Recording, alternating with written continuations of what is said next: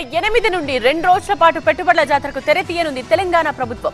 Future city వేదికగా జరగనున్న Telangana rising global summit కు రేవంత్ సర్కార్ భారీ ఏర్పాట్లు చేస్తోంది.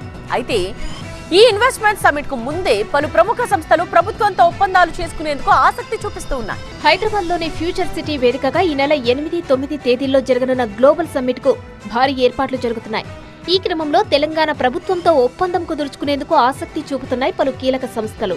ఇదే క్రమంలో హైదరాబాద్ లో వరల్డ్ క్లాస్ ఫిల్మ్ సిటీ ఏర్పాటుకు ముందుకు వచ్చారు బాలీవుడ్ నటుడు అజయ్ దేవ్గన్. దీంతో రాష్ట్ర ప్రభుత్వం ఆయనతో ఎంఓయూ కుదుర్చుకోనుంది.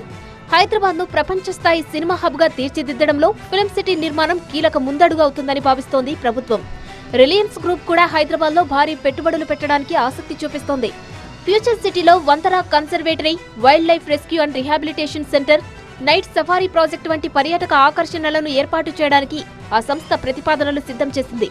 అలాగే 3,000 కోట్ల రూపాయల పెట్టుబడితో ఫ్యూచర్ సిటీలో 3 లగ్జరీ హోటల్స్ నిర్మాణానికి ఒప్పందం కుదుర్చుకోనుంది ఫుడ్లింక్ సంస్థ.